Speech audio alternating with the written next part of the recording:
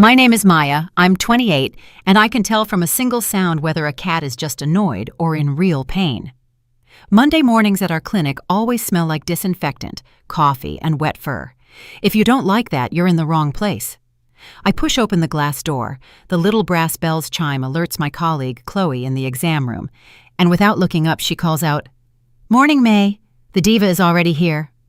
The diva is a striped cat lady whose official name is Princess, and unofficially, she knows every monarchy on Earth.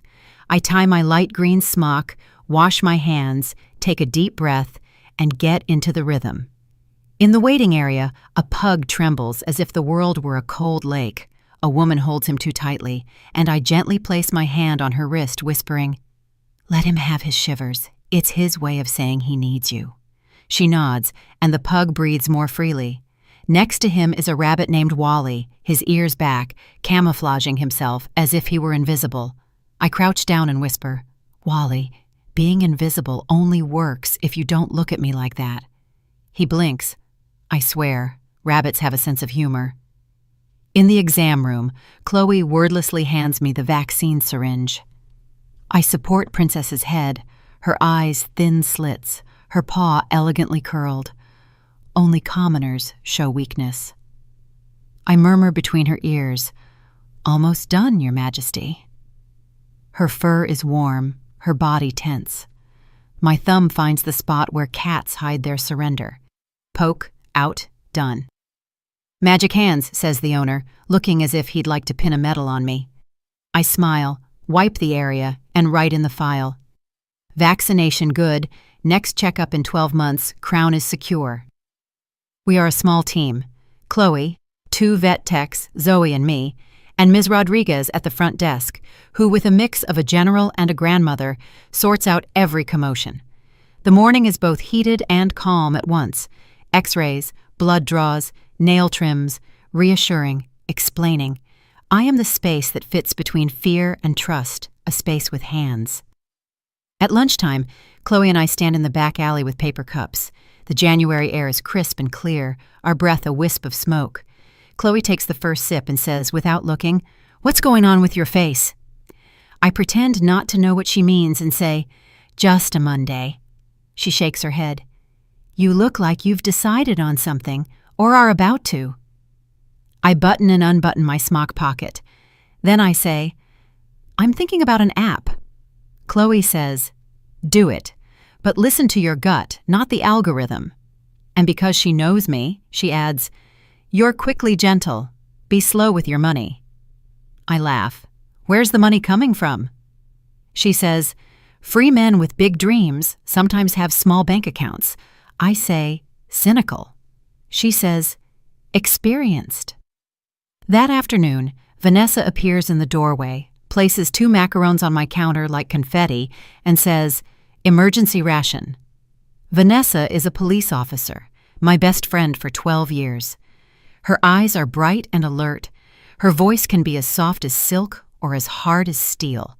She looks right at me. "You?" I lift a shoulder. "Maybe an app?" She nods. "Helmet on?" I grin. "Heart with a helmet, yeah. And if you fall on me," she says, tapping her uniform as if it were an airbag. I pack the macarons away so Ms. Rodriguez doesn't confiscate them and promise, "I'll call you before any chapter of foolishness." The workday is over.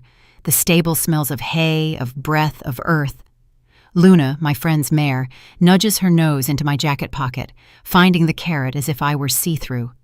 I brush her forelock out of her eyes and say, "You see me, don't you?" In the indoor arena, it's just the 2 of us. The light is milky. Hooves clatter. My body remembers. Walk, trot, canter. 3 words that heal a day. Everything beneath me grows still. My mind empties. Only the rhythm remains, and the quiet creak of leather. Outside, the sky is already violet, with the first star-tiny pinholes. On the way home, I think, maybe silence is honest, but it's not home. At home, a shower. The stable air falls from me like old skin, sweatpants, tea, a book. I try, but the story won't sink in. The fridge hums too loudly. I grab my phone. An app.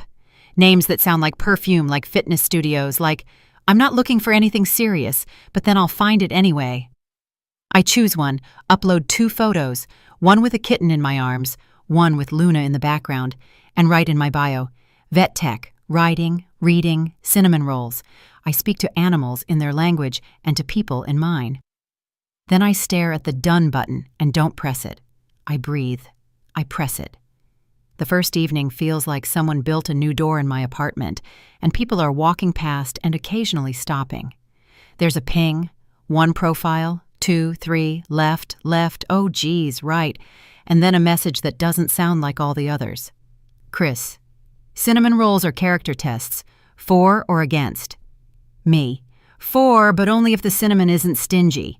Chris, cinnamon is never stingy with me. I'm Chris, freelance developer, dog person. You? Me, Maya, vet tech, horse person, book person, cinnamon person. Chris, sounds like a pack I want to run with. We exchange voice messages. His is warm with a rough edge, as if he laughed until it hurt or talked until it was late.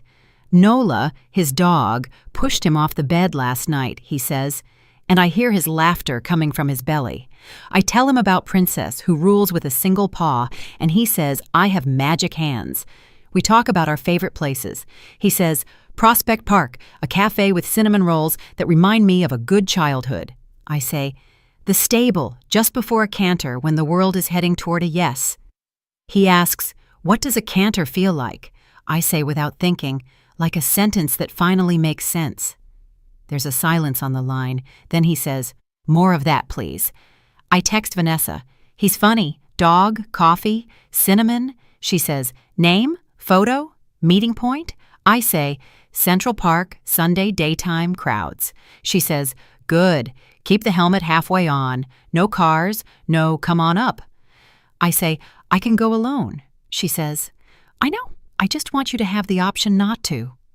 The days until Sunday feel like a rubber band, stretchable, sticky, snapping back fast. In the morning, the clinic rhythm takes my hand. I calm a terrier that's trembling, as if the world is ending. Until after 3 minutes, he realizes it's not. I explain to an older lady why the pill is important for her cat, even if he hates me afterward. I say, it's okay, 3 times, and mean it every time. In between, my phone vibrates in my smock pocket. A message. Good morning, Animal Fairy. Hear the coffee sound yet? I text back between gauze pads. My coffee makes a quiet C. And you? He says, Nola's snoring a storm warning. I send a photo of Luna. He sends one of Nola, who looks like she's taken over responsibility for his bills and decided to postpone it until tomorrow. Chloe watches me when she thinks no one is looking. Your eyes are soft, she says, as we hold our paper cups warm during lunch. I say, soft is good. She says, soft is good when hard stands next to it. I say, you sound like my friend in blue. She says, maybe I should meet her. I say, you'd better not. You two would form an alliance. Sunday, Central Park. I'm early, of course.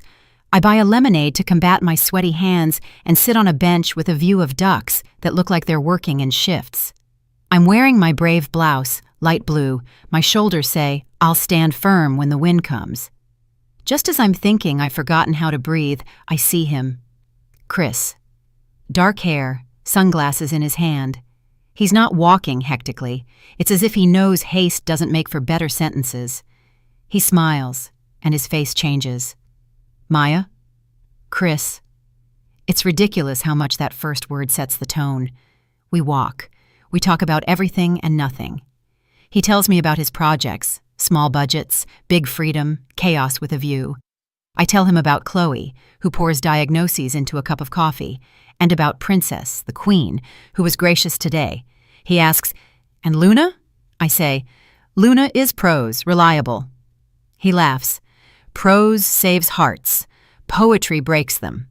I think, you talk as if you've practiced, but not in front of a mirror. At the cafe, he orders 2 cinnamon rolls without asking.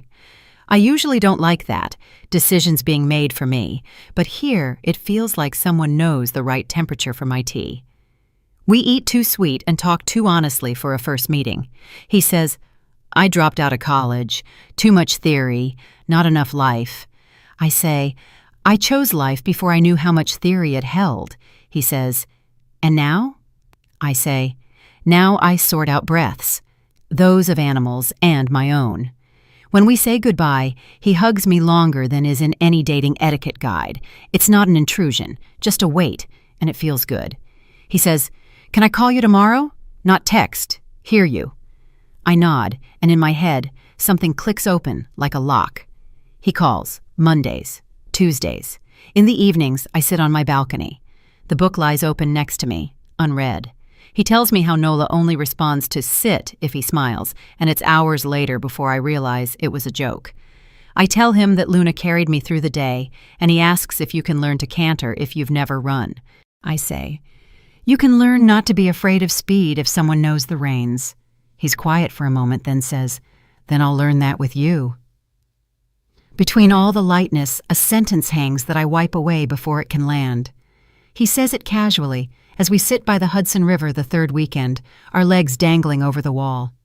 The clients are paying late. It's really tight this time. I hate money stuff. He smiles as if he's apologizing for the tone. I nod, say nothing, and feel my helmet slip a millimeter lower. Later, he says it's embarrassing to talk about it so early. He has a small hole next week. He doesn't want to burden me. He just wanted to be honest. And I, who speak animal languages fluently and have learned human language, hear myself say, what do you need? And am startled by my own words. He waves it off. I'll figure it out. I don't want you to confuse me with numbers. I like you. I don't want you to think I'm... He trails off, unable to find the words. I nod. We let the stone lie in the water as if it were sinking. At home, I text Vanessa. He's great. He's honest. He's got money stress, but nothing dramatic. She texts back. Eyes open. Helmet halfway on. Nothing more. I put my phone away, read 3 pages, and the next morning, I don't remember what was on them. Monday. The clinic again smells of wet fur and coffee. I hold a paw that's shaking, and I think it's a miracle how much bodies respond to voices. I say softly, it's okay, and feel that I need to hear it myself. Chloe sees this and just raises an eyebrow. Soft is good, she says as I walk past her. But soft is not the same as compliant.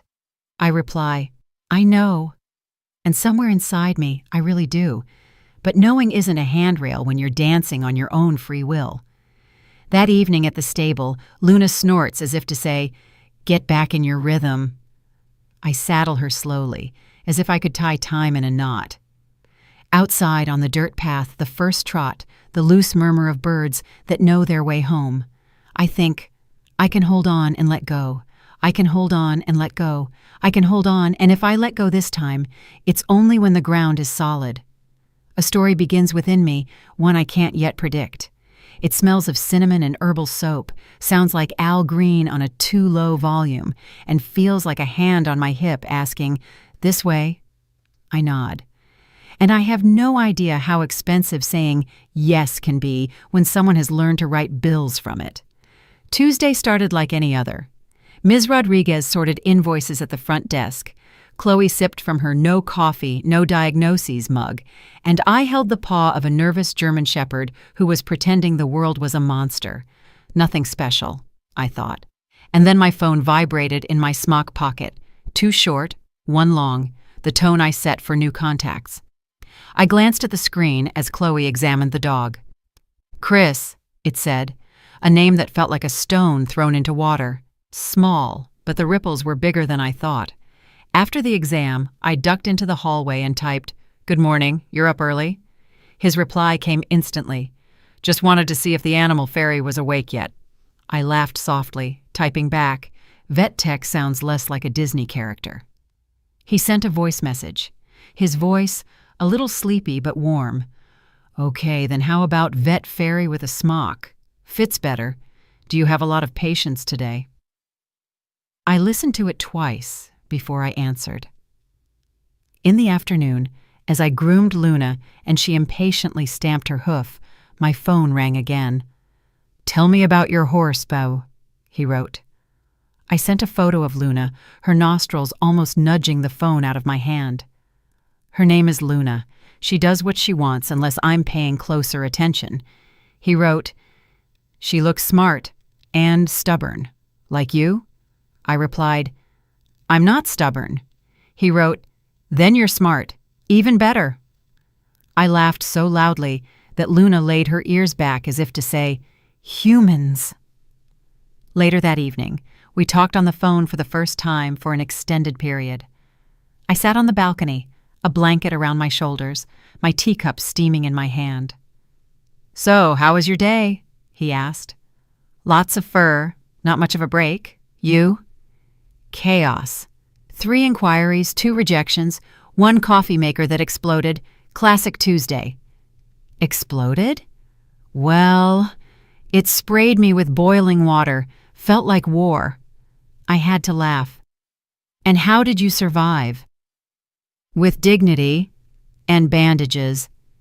His voice made it easy to follow along. We talked about music, about books, about places we liked. He told me about a small cafe in Prospect Park where the cinnamon rolls were supposedly the best in the city. "I'll show you," he said.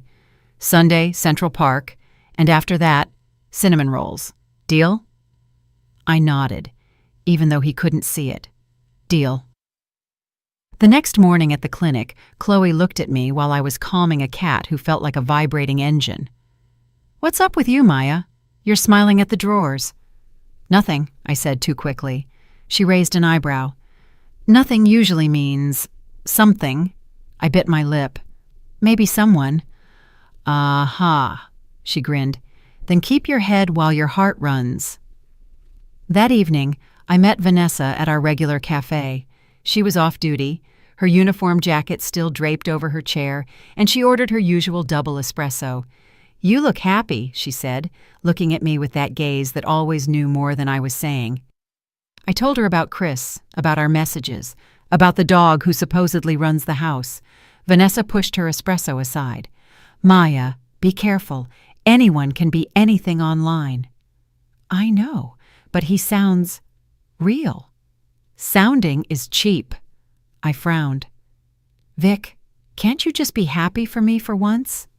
She sighed, placed her hand on mine. "I am happy for you, but I'm also a cop. I see too many stories that end badly. So, helmet on." "Heart with a helmet," I murmured and smiled. "Exactly," she said. "And if he wants to see you in Central Park on Sunday, go. But first, tell me what he's wearing so I can identify him from 30 feet away." I rolled my eyes. "Vic!" She grinned. "Only half kidding." Sunday came faster than I expected. Central Park, afternoon, ducks on the water, lemonade in my hand. I was half an hour early as usual. The sun was low, and I felt my hands get sweaty. Then I saw him, Chris. Dark hair, sunglasses in his hand, a smile that was just there. He walked quickly, stopping in front of me. "Maya?" "Chris." We both laughed, so unsure, so real, and we walked side by side, as if we had done it many times before. Later, we sat on one of the benches, my hands folded, his posture relaxed, as if he were at home. "You're different from what I thought," he said. "How so?" "Well, online, you sounded a bit like someone who overthinks everything. But now you're lighter." I raised my eyebrows. "Lighter doesn't mean superficial." "No," he said. "Lighter is better. Like a canter, you said." A yes. His gaze lingered on me, and I felt my face grow hot. "Coffee?" he asked. And we went to the small cafe on the edge of the park. It smelled of cinnamon, sugar, and freshly ground coffee, a scent that immediately gets under your skin. Without asking, he ordered 2 cinnamon rolls. Normally, I would have protested because I hate it when someone makes decisions for me. But this time, I let him. "Trust me," he said, sliding the plate toward me.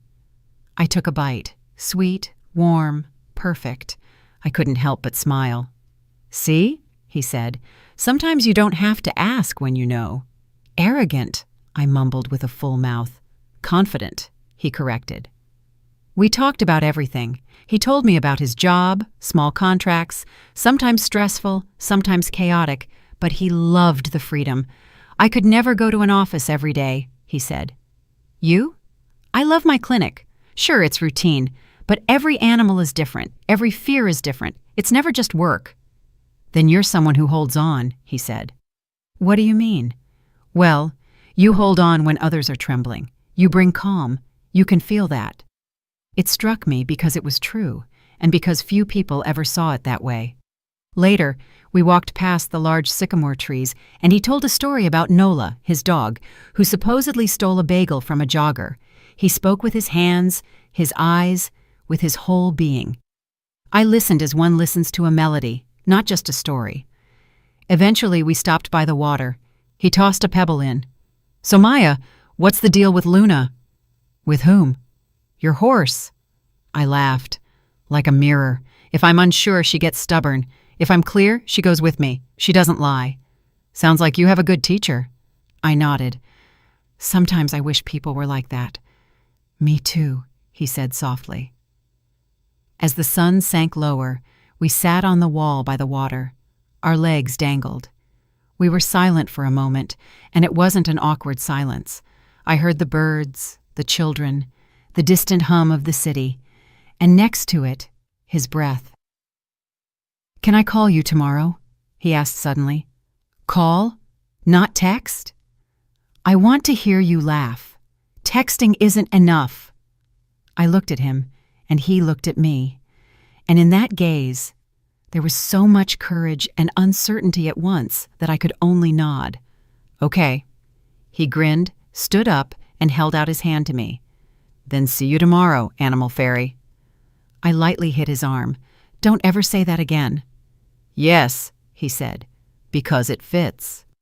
On the way home, I felt a smile written on my face that wouldn't go away. At home, I took off my shoes, sat on the sofa, stared into space, and texted Vanessa. He was real, and he ordered cinnamon rolls without asking. I didn't hold it against him. Her reply came quickly. Sounds dangerous. Helmet on. I didn't write back, putting my phone away, but deep inside, I knew. I had already taken the helmet off. Thursday evening was one of those days where the clinic ran late. 2 emergencies just before closing time, a cat with a breathing problem, a dog that had swallowed a sock. By the time I finally took off my smock, it was already dark. I was tired, smelled of animals and disinfectant, yet my phone vibrated in my pocket like a heart that didn't want to sleep. Can you come over? I'm cooking. I only know how to make 3 things, but one of them I do really well. Chris. I stared at the message. My stomach was a whirlwind of fatigue, curiosity, and something that tasted like a secret yes. What is it? I typed back. Spaghetti aglio e olio. Simple, honest, a little spicy, like me. I laughed silently in the empty clinic hallway where only the hum of the refrigerators remained. And you're sure I'll survive? Only if you bring wine. His apartment was in Prospect Heights, on the 3rd floor, with no elevator. I was slightly breathless when I arrived at the top, the wine bottle tucked under my arm. He opened the door barefoot, in a gray t-shirt, and grinned. Hello, Animal Fairy. Don't say that anymore. I will. He stepped aside, letting me in. It's your nickname now. His apartment smelled of garlic and lemon. The light was warm, and it wasn't a designer apartment, but one that had been assembled over time.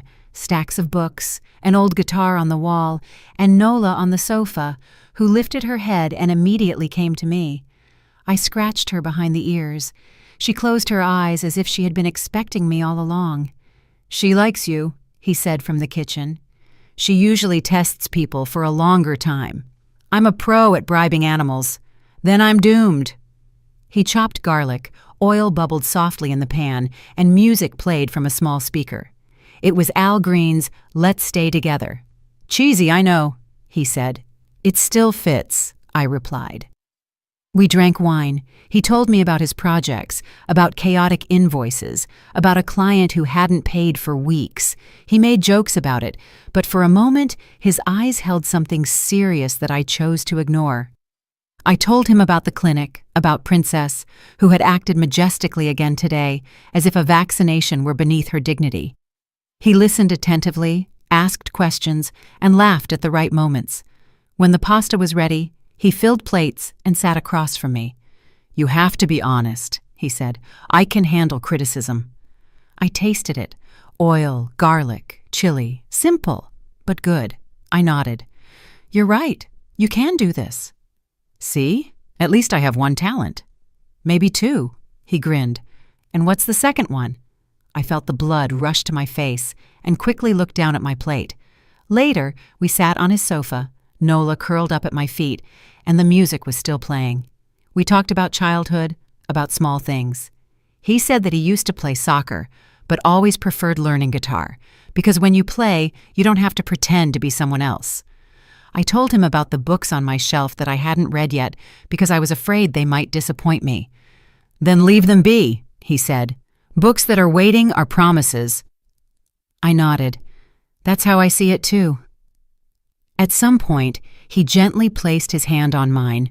It wasn't a big gesture, no pulling, just a weight, warm and natural. We didn't look at each other. We just kept talking as if nothing had changed, even though everything had.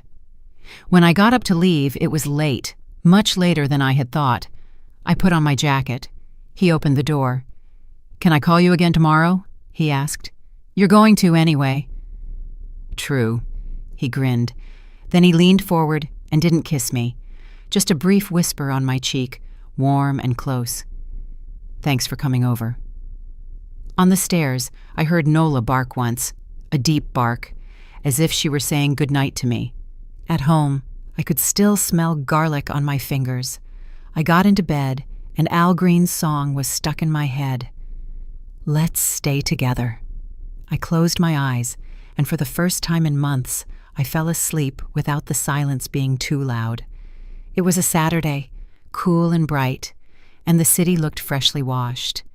We met by the Hudson, walked along the promenade, talking about movies, favorite restaurants, and everything that was still easy.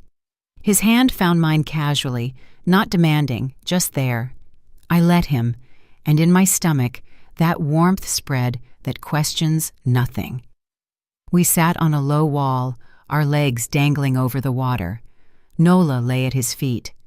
The sun glistened on the river, and for a moment I thought, this is what a beginning feels like. Then came the sentence, very casually, as if he were talking about the weather. "Sometimes this gets to me, you know? The endless invoices that don't get paid. I work, I do everything, and then I sit there waiting for the money, and it doesn't come. My bank account looks like someone cut a hole in it."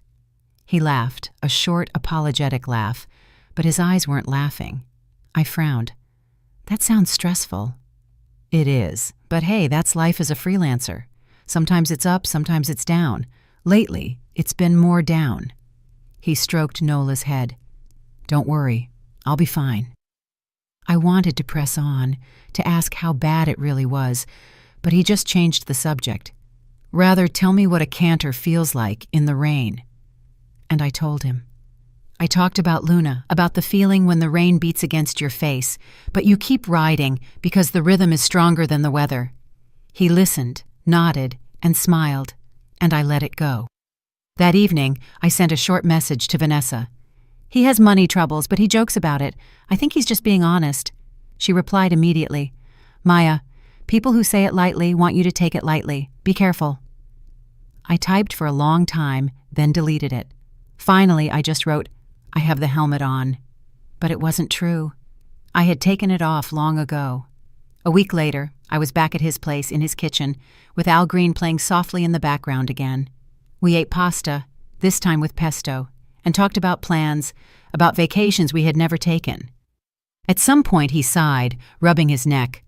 "Maya, I don't want you to think I'm using you, but I have a really bad problem next week. The rent. Normally it wouldn't be a big deal, but the client hasn't paid for 3 weeks. I'm embarrassed to say this." I looked at him sitting there, his shoulders heavy, his eyes honest. At least, that's how they seemed. My heart pounded, my mind screamed. Chloe had said, "Be slow with your money." Vanessa would have yelled in my ear, "Don't!" But I only heard my own yes. "How much?" I asked quietly. He shook his head. "No, Maya, please. I don't want you to feel like you have to." "Chris." I placed my hand on his. "I'm asking because I want to." He looked at me for a long time, with a look that went straight through my skin. "Just until Monday, I promise." I nodded. Monday. A word as innocent as a promise, as dangerous as a blade when you don't realize it's cutting you. At home, in my bed, I tossed and turned. I told myself it was normal to help a partner, that there was nothing wrong with it, that love also meant being there in a time of need. And yet, there was a small, silent knot in my stomach. I pushed it away. He'd pay it back on Monday. Monday came, and with it, the unease that had settled in my stomach the night before. I was at the clinic, holding a nervous spaniel's lips during a dental check, while my phone vibrated in my smock pocket. A quick glance during a break, a message from Chris. "Thanks again, Maya. You're really saving me right now. I'll transfer it to you tonight, I promise." I took a deep breath, wrote back, "It's okay. Don't stress." But inside, I thought, "Please keep your word." After work, I drove straight to his place. I wanted to see the mood, not just words on a screen. His apartment again smelled of garlic and lemon. Al Green was playing softly in the background, and Nola came up to me, wagging her tail. Chris was in the kitchen, looking relieved, as if the burden was gone. "You're here." He hugged me, holding me so tight I could barely breathe. "You don't know what this means to me. I was on the brink, honestly, and you're the reason I didn't completely fall apart today." I smiled weakly. "Chris, don't exaggerate." "No, really." He looked me in the eyes, his voice growing deeper. "I'll give it back to you. Tonight. Tomorrow at the latest. You're the last person I want to disappoint." I nodded, wanting to believe, and I did. The next day, during my lunch break, I sat with Vanessa at the cafe. She rested her chin on her hand, studying me. "You look different." "Different?" "Like clouded, as if you're hiding something." I bit into my croissant. "He had some money problems, just for a bit. I helped him out. Nothing big." Her eyes narrowed. "Maya." "Vic, stop. It was a small amount, and he's paying it back. You've known him for 3 weeks. So? And you haven't even seen him for who he is when he's not getting something from you." I fell silent, staring at my plate. "Maya, please. I'm not saying this to hurt you. But it's the oldest trick in the book. First charm, then feign honesty, then money." "He's different," I countered, my voice softer than I intended. She placed her hand on mine. "You want him to be different. That's not the same thing." I shook my head, drank my coffee, and the hot burning in my throat wasn't just from the drink. That evening, a message came. "The bank was acting up today. The transfer will go out tomorrow. I promise." I stared at the screen for a long time. Tomorrow, again. I typed, "Okay, no stress." But this time, I believed it less. 2 days later, still no repayment. No sign, just words. I brought it up during a phone call. "Hey, Chris, what about the money?" "Oh, Maya, you sound like my bank teller." He laughed. "It's coming, really. Tomorrow, I promise." I forced myself to smile, though he couldn't see it. "Okay? You do believe me, right?" "Of course." But my stomach was silently shaking its head. Vanessa texted me that night. "Helmet on. Tighter." I put my phone away. I didn't want to hear that she was right. Not yet. The stable was my sanctuary. It always had been. Even as a child, I found a way to order the world there that was sometimes missing at home. Horses don't forgive lies. They mirror what's going on inside you. If you're insecure, they become stubborn. If you're afraid, they get nervous. And if you're honest, they run with you as if you have wings. On this Wednesday evening, it was cool, the sky already in twilight, when I went to Luna. She extended her head to me, snorting softly, and immediately nudged my jacket pocket. I giggled. "Yes, I have something for you." I pulled out a carrot. She took it gently with her lips, as if to prove she was more refined than any princess. I groomed her slowly, brushing over her coat, which glittered gold in the stable lights. My hands moved automatically, but my mind was elsewhere. On Chris, on his laugh, his way of making everything sound easy, on the money he still owed me. I heard my own voice, how I had said last week, "Of course I believe you." And I heard Vanessa's warning me in my ear, "You want him to be different. That's not the same thing." I put the brush aside, leaning my forehead against Luna's neck for a moment. She was warm and smelled of hay and summer. She snorted again, as if answering me. "Do you know what the problem is, Luna?" I whispered. My mind paints me pictures, and my gut tells me they're not true, but I'd rather listen to the pictures, because they're prettier. Luna stamped her hoof. I had to laugh, a short, brittle laugh. Yeah, you're right. I know it. In the saddle, it didn't get any better. I rode at a walk, then a trot, letting her move beneath me. Normally, everything would sort itself out during these minutes. Not today. Today, the knot was still there. I felt that I was sitting tensely, my hands gripping the reins too tightly. Luna reacted instantly, laying her ears back, tossing her head up. I took a deep breath, loosened up, and she calmed down, but the message was clear. I can't follow you the way you are. And suddenly I thought, that's exactly it. I'm holding on to Chris because I don't want to let go, but I'm holding on too tightly. And he notices. He's using it. I stopped, leaned forward, and stroked Luna's neck. "Thanks. You're more honest than he is." At home, later in bed, I could barely fall asleep. I tossed and turned, hearing his laugh in my head, his words, "I'll pay you back. Tomorrow. I promise." And next to them, Vanessa's voice, clear, cool. It's the oldest trick in the book. My gut had already decided. Only my heart still refused to admit it. Vanessa was already waiting at the cafe when I arrived. She sat as she always did, with a clear view of the door, a reflex from her job she never dropped. An espresso, strong and black, sat in front of her, and she stirred it mechanically, even though there was no sugar in it. "Maya." She smiled, stood up, and hugged me, short and firm. "You look tired." I sat down, taking off my jacket. "Long days at the clinic and the stable. You know how it is." She raised an eyebrow. "Or Chris." I rolled my eyes. "Vic, please." "Come on." She leaned back. "Tell me, what's going on with him?" I hesitated, staring into my cup of cappuccino, swirling the spoon through the foam. "He had some problems. Money, that's all. Nothing dramatic.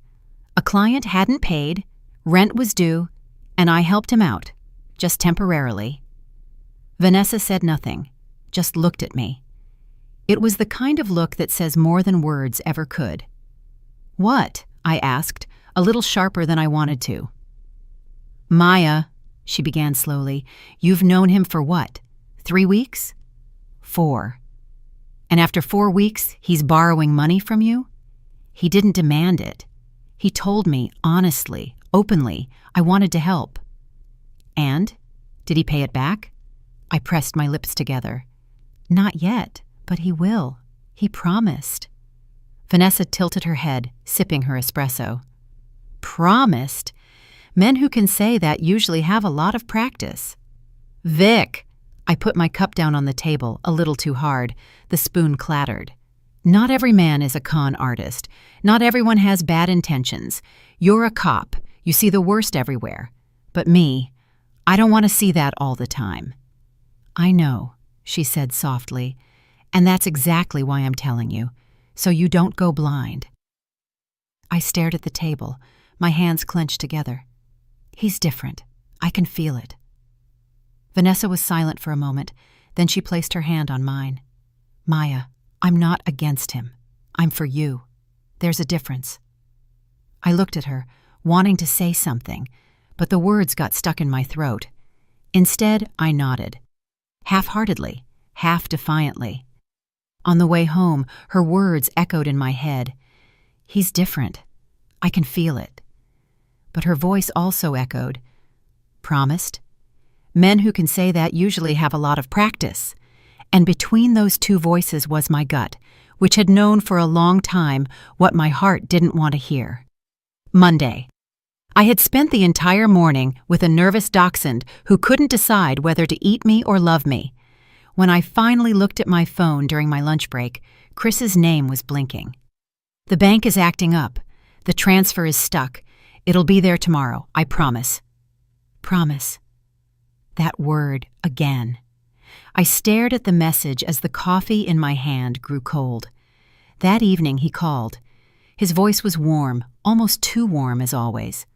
"Maya, I swear it's not a big deal. I talked to the bank again today. It'll be done tomorrow."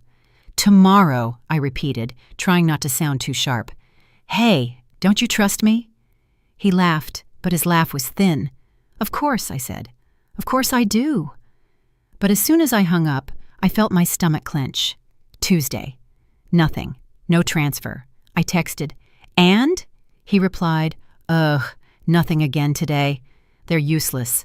I'll bring it to you in cash as soon as I get it, okay?" I stared at the words until they blurred. Vanessa called. "So? Did he pay you back?" "Not yet, but it's the bank. It's not his fault." Silence on the other end of the line. Then a long breath. "Maya, wake up." "Vic, stop! Always jumping to the worst-case scenario. Sometimes things just take time." "Sometimes, yes, but sometimes they don't. Your gut has known for a long time." "I don't want to hear it." And that's the problem. I hung up before she could say anything more. 2 days later, I was in his apartment again. Nola jumped up to me excitedly. Chris grinned, kissed me as a greeting. "Hey, sorry this has been dragging on. Seriously, I hate it too. But next week, I'm getting a big payment. I'll give you everything back right away." "Next week?" "Yeah, for sure. And then we'll do something nice with it. Just the two of us." He smiled, that smile that made me weak.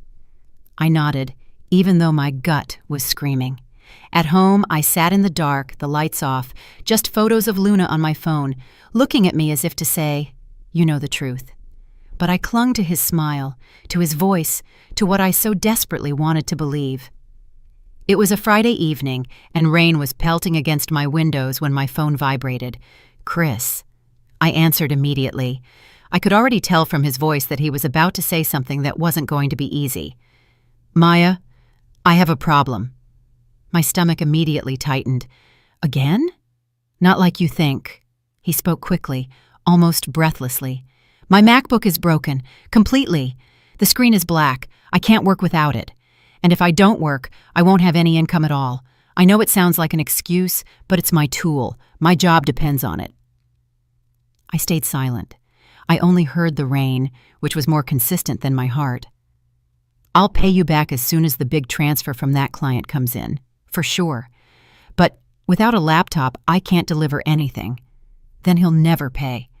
It's like a chain reaction, you understand?" "How much?" I asked quietly. 1,000, maybe 1,200. I know it's a lot, but otherwise, everything will go down the drain." 1,000. 1,200. My head screamed, my gut convulsed. But my heart saw his face, how he looked at me when he said, "You're the last person I want to disappoint." "I don't know, Chris." "Maya." His voice turned soft, pleading. "You're the only good thing in my life right now. I don't want to lose you just because my life is a mess, please." I pressed my lips together. Everything in me wanted to say no, but the no got stuck in my throat. "I'll help you. But this is the last time. The last time, I swear." I transferred the money that very night. Afterward, I lay in bed, staring at the ceiling, unable to sleep. My thoughts raced. It's just a loan. He needs me. I love him. And next to those, a softer, persistent thought. You're being used. The next day, Vanessa called. So, any news? I faltered, wanting to lie, but she heard it immediately. Maya, he needed money for his laptop. How much? It's not important. Maya. Her voice was stern, almost a command. 1,200. Silence on the other end of the line, then a long breath. He's wearing you down. You have to stop. He needs me, I whispered. No, he needs your money, and you need to finally open your eyes. I swallowed. Vic, please, don't tell me he's a con artist. I'm just telling you that you need to protect yourself. I don't want you to end up with nothing, without him and without your money. I hung up because her truth was too sharp, and because I wasn't ready to swallow it yet. It was a sunny Saturday, almost too warm for spring. Chris had told me he was spending the weekend with his brother. Family gathering, a little chaotic, but important, he said. I nodded on the phone, wished him a good time, and thought, okay, now I have some time for myself. I spent the morning at the stable, grooming Luna more thoroughly than usual, letting her trot in the paddock. Her coat glistened, and she tossed her head as if to say, see, this is what freedom feels like. I laughed, feeling light, almost liberated. But in the afternoon, on my way home, I suddenly heard a bark. A familiar bark. I stopped. It came from the side street that led to Chris's apartment. My heart sank into my stomach. Nola? I mumbled. I walked on slowly, as if I could be invisible. And there she was, Nola, on a leash with a neighbor I had seen in the stairwell once before. Hi, Maya, she said kindly. Chris had something to do, so I'm watching her for a bit. My mouth was dry. Oh, with his brother? She blinked, seeming to think. No, he said he had to work. Something about deadlines. It was as if a glass had shattered in my head. I nodded, forcing a smile. Thanks. Have a nice weekend. You too, she said, pulling Nola along, and the bark echoed in my ears. At home, I sat on my sofa for a long time, staring at the wall. My heart wanted to make excuses. Maybe he had been with his brother, just had to work briefly beforehand. Maybe he hadn't lied, but just postponed it. But my gut silently shook its head. That evening, he texted me. Everything's good here. Lots of family. Loud, but nice. I looked at the message, feeling my stomach clench. A lie. I still replied. Glad to hear it. Say hi to everyone. Nothing more. The next day, over coffee with Vanessa, it all spilled out. He was supposedly with his brother, but Nola was with a neighbor. Vanessa raised an eyebrow. I see. Maybe he just had to work beforehand and didn't want to explain. Maya. Her voice was clear and cool.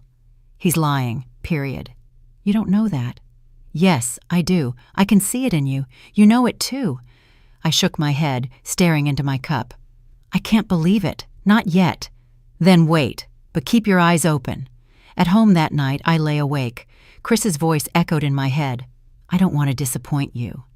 And next to it, Nola's bark, so real, so close, while he was talking about family.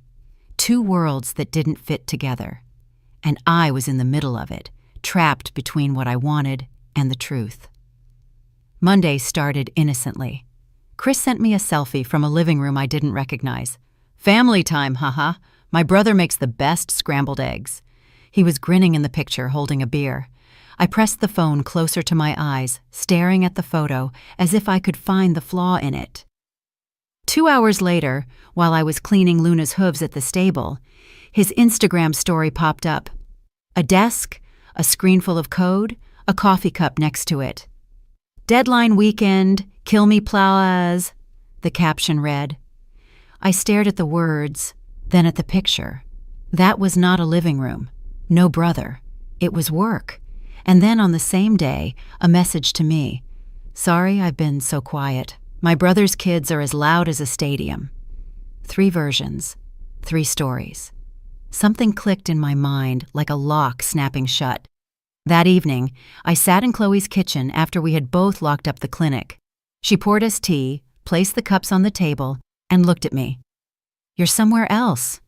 I hesitated, then took out my phone and showed her the screenshots. "Do you see how contradictory this is?" Chloe looked at everything, scrolling back and forth, then placed the phone back on the table. "Maya, you're a woman with a great gut feeling. You calm dogs, cats, rabbits, because you feel their fear even before they growl or hiss. Why don't you listen to that same instinct when it comes to yourself?" I was silent. My fingers gripped the teacup as if I could hold on to it. "Your gut has already answered," Chloe said softly. "Only your heart refuses to accept the translation." I swallowed. My eyes burned. What if I'm wrong? What if he's just chaotic? Then you only lose an illusion. But if you're right, then you save yourself. Later, alone on my sofa, I looked at the 3 screenshots again and again. Selfie, story, message. 3 worlds that contradicted each other. And somewhere in between, I stood like a knot in a rope that couldn't be untangled. For the first time, I didn't text him back. I put my phone aside, picked up a book, and didn't read a single line. Vanessa sat across from me at our usual table at the cafe, her uniform jacket still half draped over the chair. She took a sip of espresso, put the cup down with a hard clatter, and fixed me with her gaze. "Maya, let's not mince words. He's conning you." I flinched. "Vic?" "No, listen. 3 different stories in one weekend. One time a brother, one time work, one time kids. And you're sitting there making excuses for him." "Maybe." I heard myself speaking as if someone else were forming the words. "Maybe he just didn't want to burden me. Maybe he was embarrassed he didn't know how to explain." Vanessa snorted. "Or he's just a liar." I stared into my cappuccino, where the milk foam had already broken apart. "You don't even know what's really going on." "Yes," she said. "I can see it in you. You're not the Maya who laughs at the stable when Luna acts up. You're the Maya who can't sleep at night because she's afraid her heart was wrong. And you know what? He's the one who's doing it."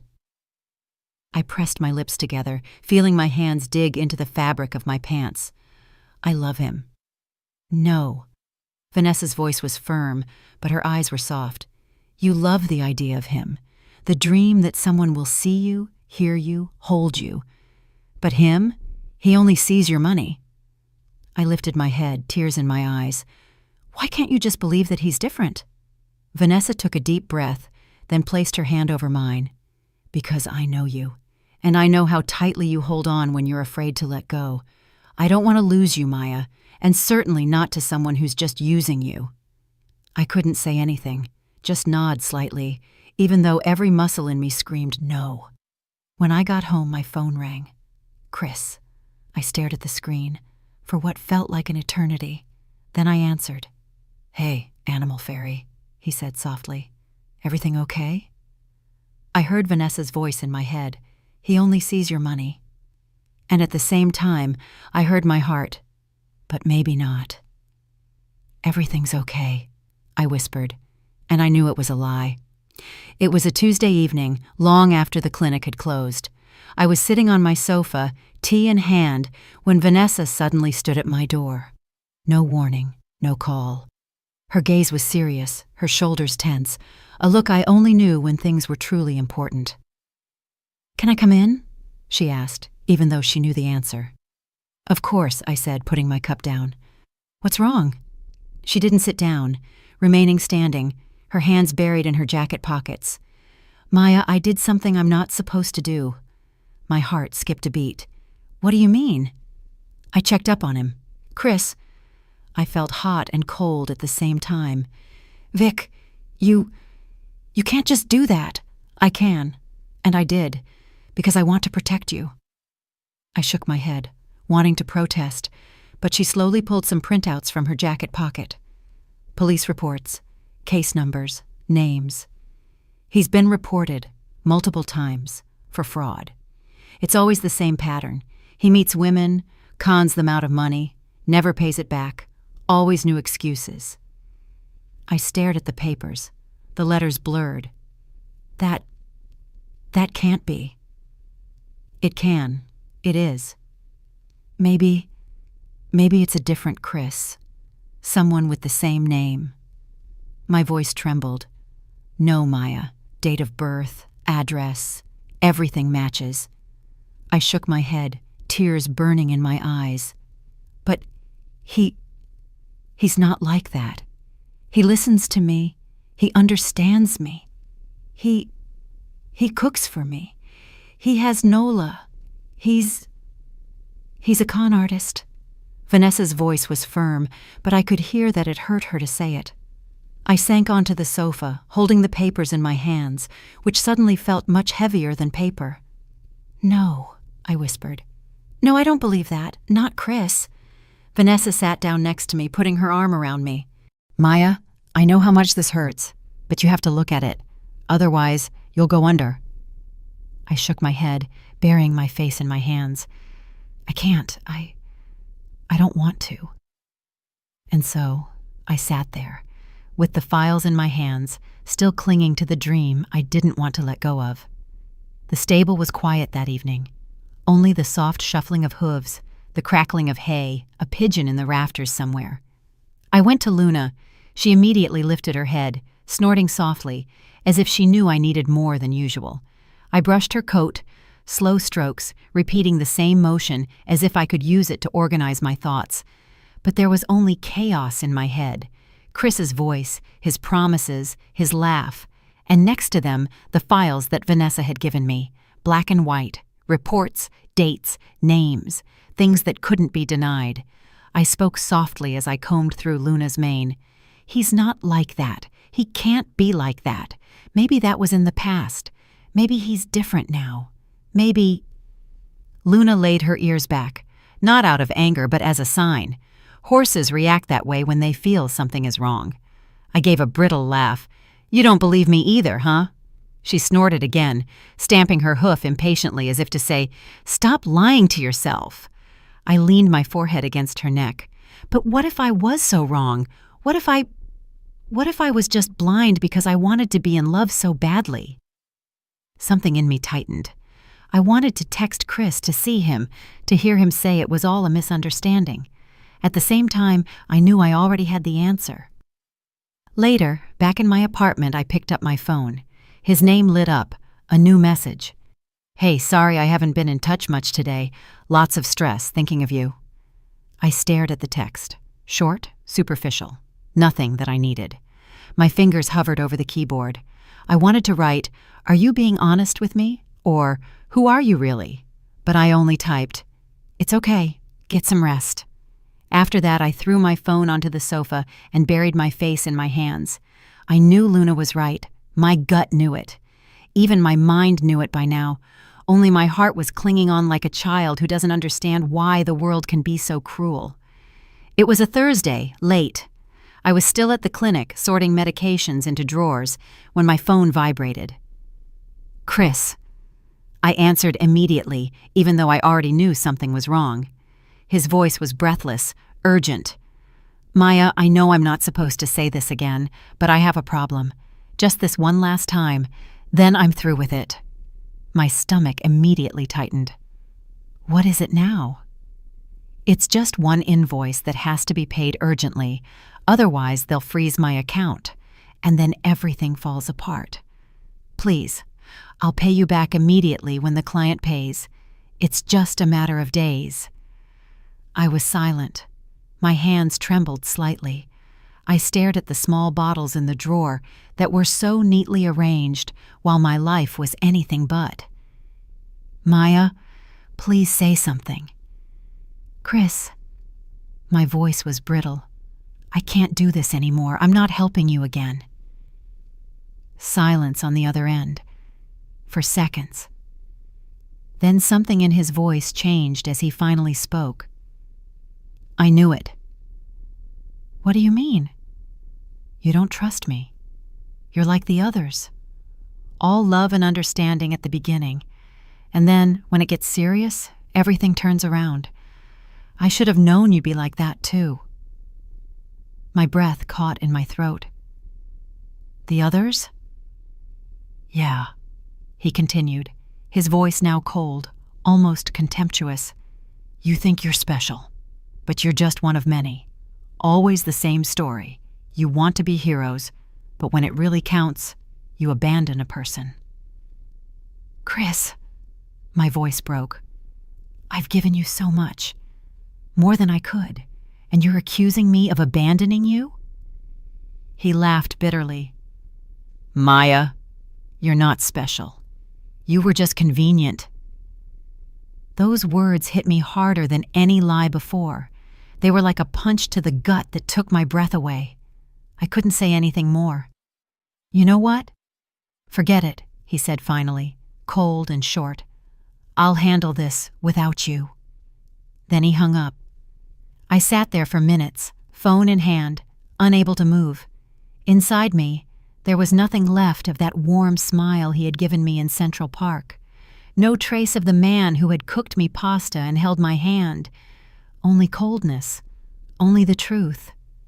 Tears streamed down my face, quiet and silent, and somewhere in that silence I knew Vanessa had been right, from the very beginning. Vanessa came over that same evening. I hadn't called or texted, but she simply showed up at my door, just as she always did when she felt I couldn't handle it anymore. In her hand she held a folder that she held tight against her chest like a secret. Maya, she said softly, that's enough. You have to see everything.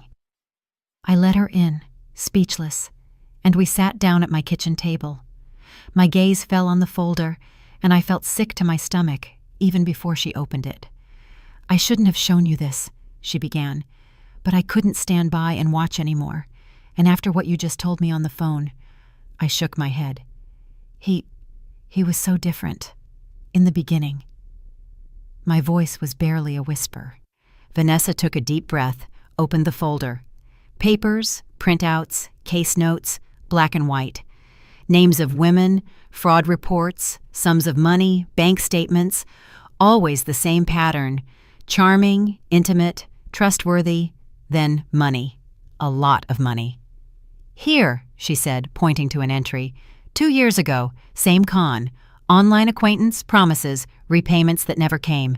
$4,300. I stared at the line, barely able to breathe.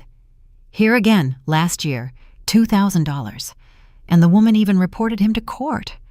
The case is still open. My stomach clenched. I felt my whole body resist the words. And this, Vanessa continued, her voice firmer, is from this spring. 3 reports filed simultaneously. 3 women, 3 stories that all sound like yours. I shook my head, tears streaming down my face. No, Vic, that can't be true. He was so charming, so attentive, so real. Her voice softened as she placed her hand on mine. That's exactly why his con works. Because he knows what women need, and he gives it to them, just long enough to get what he wants. I looked at her, my lips trembling. And me? I was just one of many? No, Vanessa said, and her gaze was warm, even though her words were hard. You were the next one. That's the difference. But you have to decide if you're going to be the last. I burst into tears, burying my face in my hands. She pulled me close. It's not your fault, Maya. You wanted to believe, and that's not a crime. But now you have to fight. I nodded, sobbing, barely able to speak.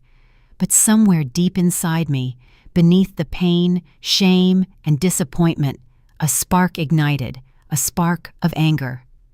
The night after Vanessa's visit was long. I tossed and turned in bed, unable to sleep. In every sound, I heard my own heart beating. Chris's words came back to me again and again like tiny needles. You're not special, just convenient. I pressed the pillow against my face as if I could smother the memories. But they remained. At about 3 a.m, I got up. I sat at the kitchen table and pulled out a notebook, the one where I usually wrote down recipes and shopping lists, and opened it. My hands trembled, but I wrote, amount, $800. Rent, supposedly bank problems, amount, $1,200. MacBook broken. Amount, $300. Electricity bill. Smaller sums, $50, $100, $200. Taxi, groceries, dog supplies. Below that, I wrote the dates, the days he had promised to transfer the money tomorrow. I noted the messages, the excuses. Banks acting up. Client will pay soon. I don't want to burden you, but when I was done, I stared at the list. It was black and white, cold, sober. No charm, no smile, no animal fairy. Just numbers, excuses, lies. Tears streamed down my face, but I also felt something new, something hard. Anger. Not just at him, but at myself, for having been so blind, for having believed everything, even though my gut had known what was going on all along. The next day, I told Vanessa about it. We sat in her kitchen. The smell of freshly brewed coffee hung in the air.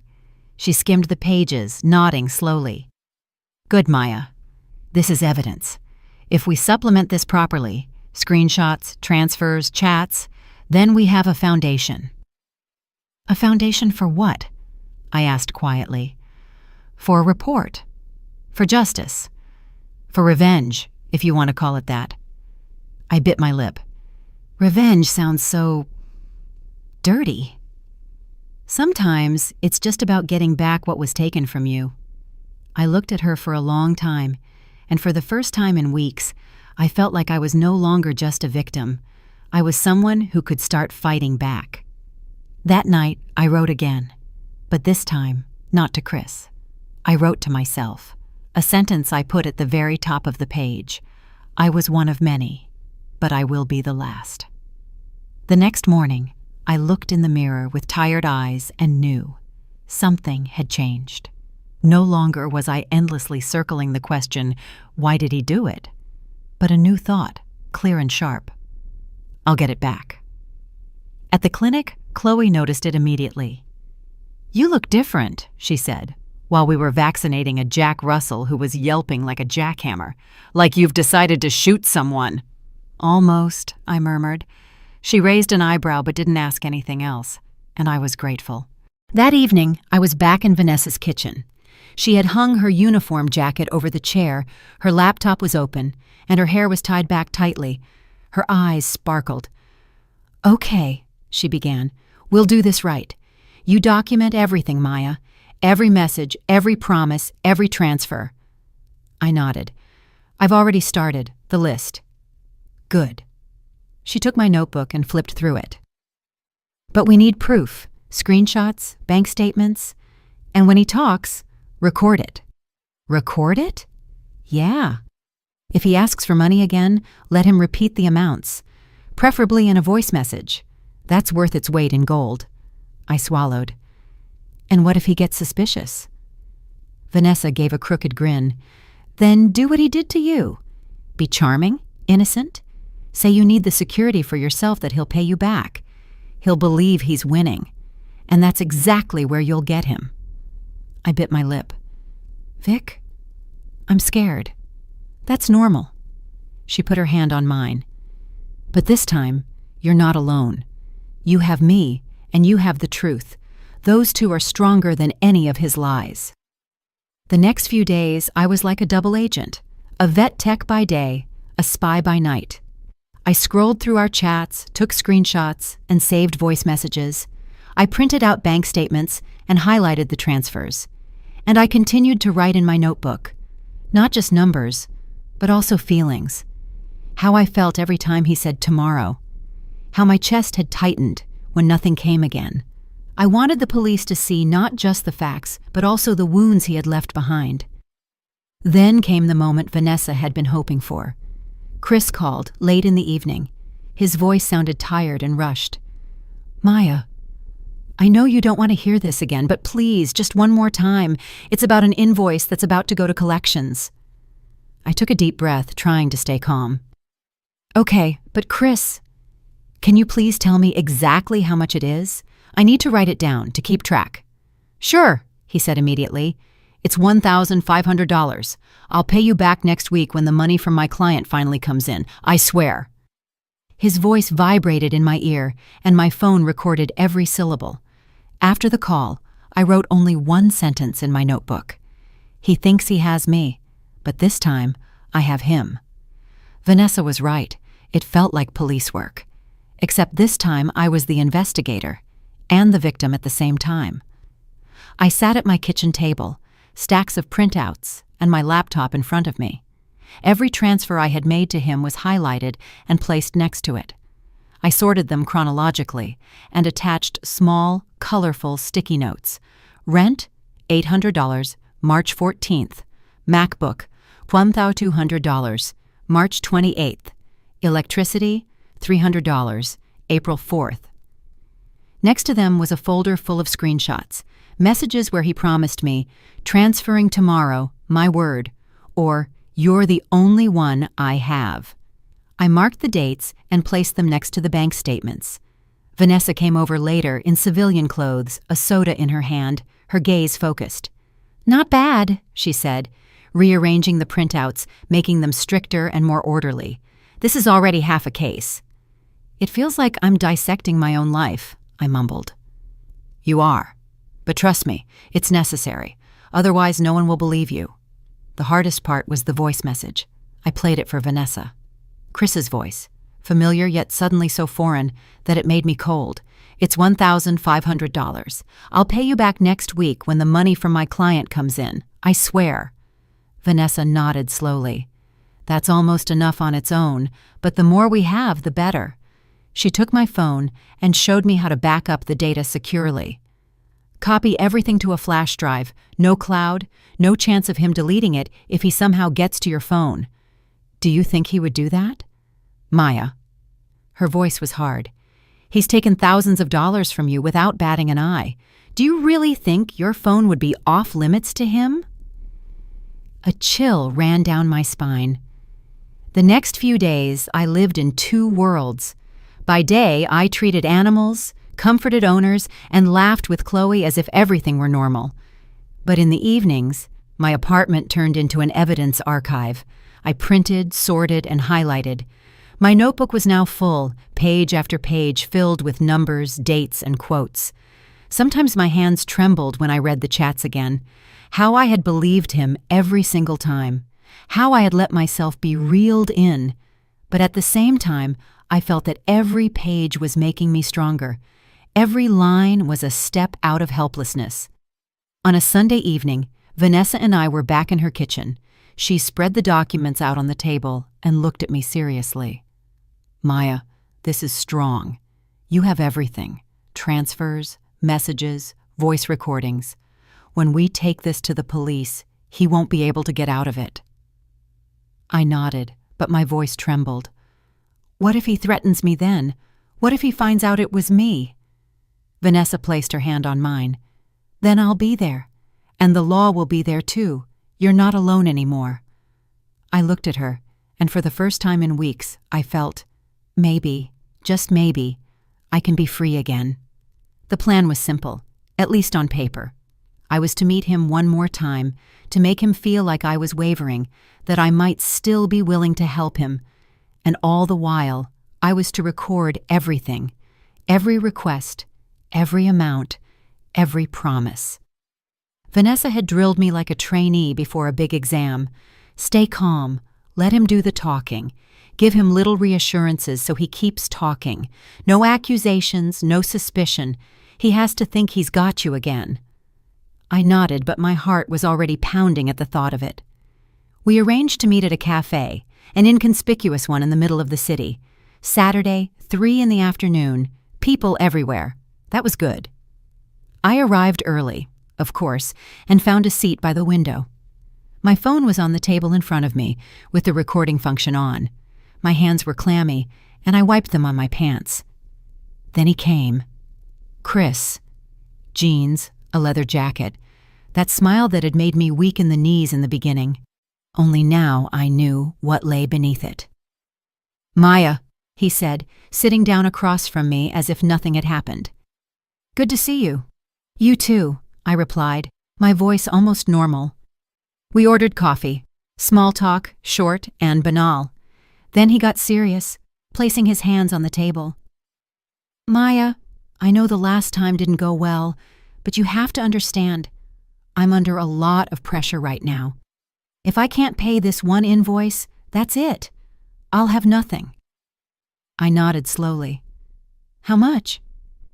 He exhaled, as if he had only been waiting for that question. This time, 2,000. But you wouldn't be in this alone.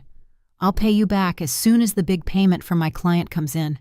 Honestly, I swear. I looked at him, holding his gaze. 2,000, I repeated softly. Yes. His voice was soft and pleading. Maya, you're the best thing that's ever happened to me. I don't want to lose you. Please trust me one more time. My phone recorded every word. I nodded slowly, as if giving in. Maybe I could do something, but I have to be sure you'll pay it back. Of course.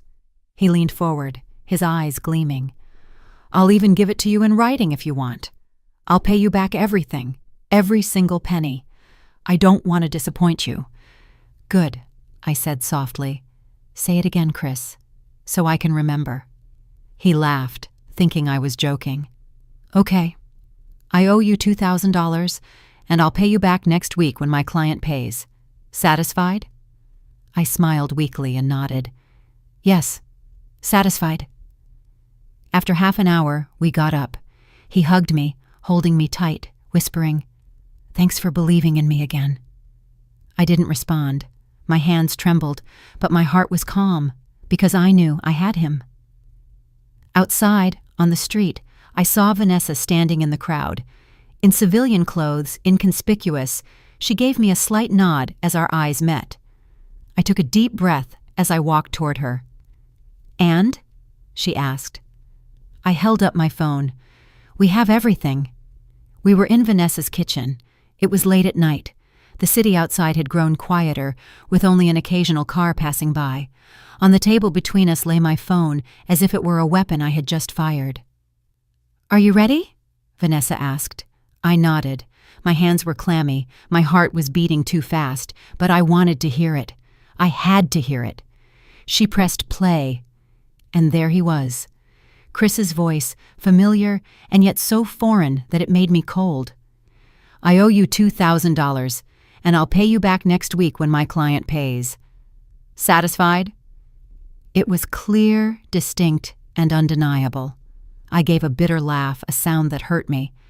He really said it, word for word. Vanessa nodded, stopping the recording. That's the nail in his coffin. That, along with your list and the transfers, he won't be able to get out of this. I breathed heavily, pressing my hands against my face. Tears were threatening, but they were different tears than before. No more helplessness, no more shame. It was relief mixed with anger. You know what hurts the most? My voice trembled.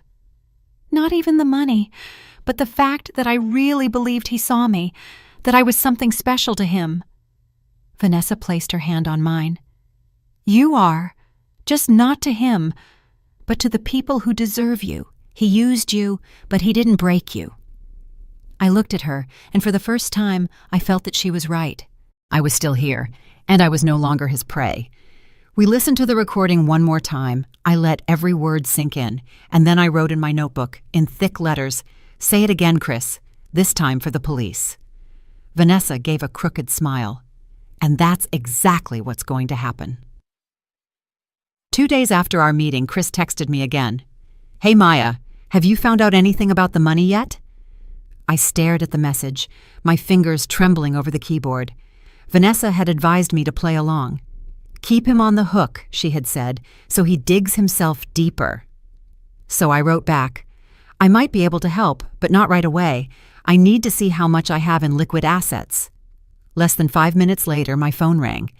His voice was soft again, almost charming, as if nothing had happened between us. Maya, you're an angel.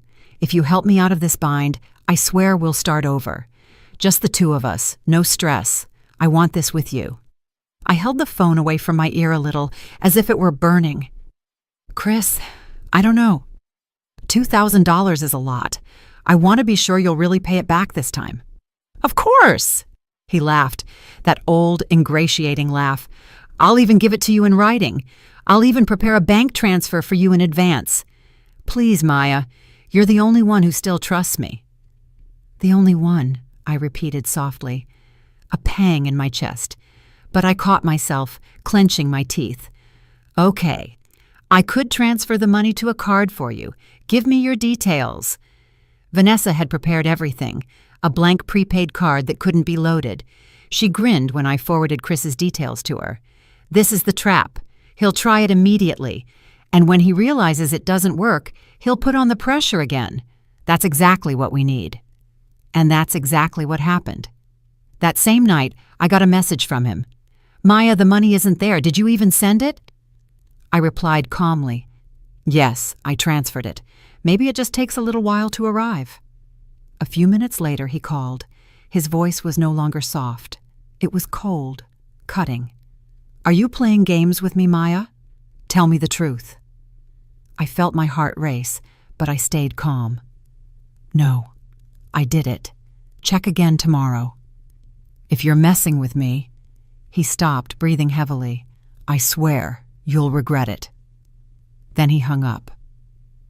I sat on my sofa with a pounding heart, phone in hand, and stared into the darkness. His threat echoed, like a cold hand on my neck. But this time, I wasn't the victim. This time, I was prepared. I wrote in my notebook, "His smile was warm. His threat is cold. Now the police will see him for who he really is." It was a gray Monday morning, the sky hanging low over the city, when Vanessa and I walked up the steps to the precinct. My heart was pounding so loudly, I thought everyone nearby must hear it. In my bag was the flash drive with all the recordings, screenshots, and bank statements. I held my notebook, filled to the last page, to me like a shield. "Ready?" Vanessa asked, her voice firm but gentle. I nodded, even though I felt dizzy. "As ready as I can be." The lobby smelled of cold coffee and paper. An officer at the front desk looked up as we entered. "Can I help you?" Vanessa nodded curtly. "Yes, we'd like to file a report. Multiple counts of fraud." His gaze shifted to me and lingered. I felt my face grow hot, but I lifted my chin. "It's about Chris J.B.," I said, my voice surprisingly clear. We were led into a small room. A table, chairs, a desk lamp. Nothing special, but to me it felt like a courtroom. A detective came in, introduced himself, and I began to tell my story. Everything, from the first message about cinnamon rolls to the last threat. I presented the transfers, the screenshots, and played the voice messages. My hands trembled at times, but I heard myself speak with a calmness I didn't know I had. "You've documented this very well," the detective said as he took notes. "We rarely see this. Usually, victims lack the courage or the clarity." I swallowed. He almost took both from me, but not entirely. Vanessa looked at me proudly, saying nothing. When we stood outside again 2 hours later, I felt as if I had just fought a battle. My legs were heavy, my mind was empty, but something new was inside me too. Relief. "And now?" I asked. Vanessa put her arm around my shoulder. "Now it's no longer your burden alone. Now the machine is in motion. He'll be interrogated, and with what you have, he won't get out of this." I nodded, taking a deep breath. For the first time in months, I felt like I could breathe again. That evening, I wrote a sentence in my notebook. "Today, I reclaimed my voice." And as I read that, I knew the fight had just begun, but this time I was on the right side. It was 2 days after I filed the report. I was at the clinic holding a scared cat when my phone vibrated. Chris's name lit up on the screen. A punch to my stomach. My heart skipped a beat. I carefully handed the cat to Chloe, who immediately sensed something was wrong. "Answer it," she whispered, "but be careful." With clammy hands, I answered. "Hello?" His voice was soft, almost charming, just like in the beginning. "Maya, I heard the police want to talk to me. Do you know anything about that?" I was silent. My pulse raced. Why are you asking me? Because... He laughed briefly, without joy. Because you're the only one who could understand me. The one who knows I'm not a bad person. You believe in me, don't you? My stomach clenched. Chris. His tone immediately changed, becoming harder, colder. Or not. Did you talk to them? Tell me, Maya. I felt the air grow thin. Chris, I can't do this anymore. If that was you, he continued, his voice now a knife, then you've ruined everything. But believe me, you'll regret it. I always get what's coming to me. Tears ran down my cheeks as I tried to stay calm. You know what's coming to you, Chris? My voice trembled, but it didn't break. The truth, and it's catching up to you now. Silence. Then he hung up. I sat there, phone in hand, my fingers icy cold. Chloe stood next to me, placing a hand on my shoulder. That was a threat, she said softly. Yes, I whispered. But this time, he gave himself away. That evening I told Vanessa about the call. She listened attentively, taking notes. This is good, she said finally. It sounds harsh, but threats like that help us. They show his true face. I nodded, wiping my eyes. You know what the worst part is? I can still sometimes hear his voice from the beginning, when he ordered cinnamon rolls without asking, and at the same time, I see the man who's threatening me. 2 faces, and I believe the wrong one. Vanessa took me in her arms. Then look at it this way. One face was a mask, the other is the truth, and now you've unmasked them both. The day of the hearing came faster than I expected. Weeks of interrogations, stacks of files, and conversations with the police. All of that was over now. I stood in front of the courthouse, my heart pounding like a jackhammer. Next to me was Vanessa, in civilian clothes, but with the same presence she had on duty. Ready? She asked. I nodded, even though I felt dizzy. As ready as anyone can be for something like this. The courtroom was large but stuffy, wooden benches, gray walls, the hum of fluorescent lights. I sat down in the second row, my notebook on my lap like a shield. Then they let him in. Chris. In handcuffs, escorted by 2 officers. No more leather jacket smile, no more charm. He looked pale, tired, his hair disheveled. But as his gaze swept across the room and found me, something flashed. Soft at first, then immediately cold. A shiver ran down my spine, but I held his gaze. I no longer wanted to look away. Not today. The hearing began. The prosecutor read the indictment. Multiple counts of fraud, illegal acquisition of services, and threats. My voice echoed in the room later when they played my audio recording. I owe you $2,000 and I'll pay you back next week. I heard my own heart beat faster as I listened to Chris's voice again. Evidence was presented. My list, the transfers, the screenshots, and then the witness testimonies. I recounted everything, from our first message about cinnamon rolls to the last threat on the phone. My hands trembled at times, but I spoke with a composure I didn't know I had. Why did you trust him so often? The judge asked finally. I swallowed, looking down. Because I was in love. Because I hoped that this time someone was being honest. I wanted to believe, and he exploited that. The courtroom was silent. Chris defended himself as expected. He talked about misunderstandings, about bad luck, about misperceptions. But the more he spoke, the more entangled he became, and every time he tried to sound charming, it came across as false, artificial, and empty. When he addressed me directly, "Maya, you know we had something special." I heard Vanessa snort quietly behind me. I lifted my chin. "We had nothing, Chris, just your lies." His face twisted, and for a moment the man behind the mask disappeared. Only anger remained. After hours it was over.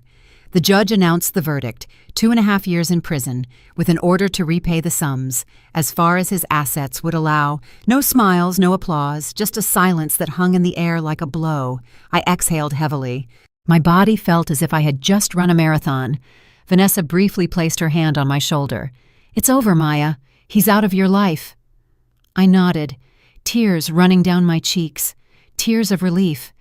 And somewhere, deep down, I felt I had survived. As the courtroom doors closed behind me, it felt as if someone had taken a shackle off my shoulders. I stood outside on the steps, breathing in the cold air, and felt that my body wasn't trembling anymore for the first time in weeks. Chris was gone. No longer in my vicinity. No longer in my future. Vanessa came up to me, wordlessly putting a paper cup of coffee in my hand. "Here, it's got sugar in it. You look like you need something sweet." I gave a short, hoarse laugh, wiping my eyes with my sleeve. "Thanks. I couldn't have done this without you." "Yes, you could have." She looked at me seriously. "It would have taken longer, and you might have fallen harder, but you would have done it, because you're stronger than you think." The days that followed were quieter. I went to work as usual, groomed Luna, cantered across the paddock, letting the wind hit my face. And every time my gut tried to look for fear, I noticed there was nothing there anymore. No threats, no messages, no fake smiles, just silence. In the evenings, I often sat at my kitchen table with my notebook. I would flip back to the pages full of numbers, sums, and chat snippets, and I was amazed at how far I had come. These pages were no longer a sign of my weakness, but of my courage. I wrote a new heading on the last empty page. Not a victim, a survivor. Vanessa insisted we had to celebrate. So one evening, we sat in her kitchen, a pizza on the table, a bottle of wine next to it. She raised her glass. "To you, Maya, to your strength, and to the fact that you'll never again close your eyes when your gut is screaming." I clinked glasses, smiling. "And to you, for showing me that friendship sometimes saves more than love." "Always," she said, and drank. A few weeks later, the first letter came from the prosecutor's office. Confirmation that some of my money would be repaid from his seized assets. It wasn't everything, but it was enough to feel that justice wasn't just a word. I held up the letter, my fingers tracing the paper. "He almost broke me," I whispered. "But now he's paying in every sense of the word." At the stable, on a mild evening, I cantered with Luna across the field. The sky turned pink. The wind whipped through my hair. For the first time in months, I laughed out loud, freely, without bitterness, and Luna, my honest companion, carried me as if she had always known I would get through this. Months passed. Summer had come, the city smelled of linden blossoms, and I felt that my life finally belonged to me again. Not to Chris, not to his con, not to my old fears, just to me. I sat on the balcony on a warm evening, a book open, one I hadn't been able to read for months. Before, every page had felt too heavy in my hands because my thoughts were always on him. Now I turned the pages, and the words fell back into place. I was really reading. I was living again. At the clinic, I had changed. I listened more closely to people, not just their words, but what was in between them. A woman told me she had just a little money trouble, and I saw the pain behind her smile. A man brought in his dog, nervous, and I recognized the helplessness in his movements. I now knew what it was like to show more than you want to, and to admit less than you should. Vanessa and I met regularly. We went riding, drank wine, and sometimes just sat in silence next to each other. One evening she said, "You're not the same anymore, Maya." I laughed softly. "Is that good or bad?" "Good," she said immediately. "You're clearer, firmer, and you'll never again settle for less than you deserve." Her words hit me deeply. She was right. Something had also grown within myself. I had stopped being ashamed of the fact that I had fallen for Chris. Yes, I had wanted to fall in love. Yes, I had believed him. But that didn't make me foolish. It made me human. and what I had learned from it made me strong. I wrote it in my notebook on the last page, this time without anger or trembling. I was deceived, I was hurt, but I am not broken. I have grown.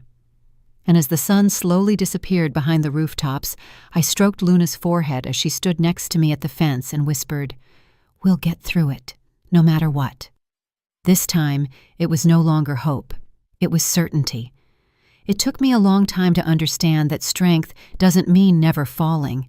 Strength means getting up, even when you think you can't anymore. I believed, I loved, I hoped, and I was deceived. But that doesn't take away my ability to believe. It doesn't take away my longing for closeness, and it doesn't take away the love I have to give. It only shows me that I'm allowed to set boundaries, that my gut feeling is my best friend when my heart is beating too loudly. I've learned people show you who they are, sooner or later, and when they do, believe them, no matter how much you wish they were different. I was a victim, but I'm not staying one.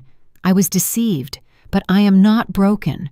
I'm moving forward with clearer eyes and a stronger heart. And if one day I love someone again, I won't love them blindly. I'll love with open eyes, with trust that has been earned.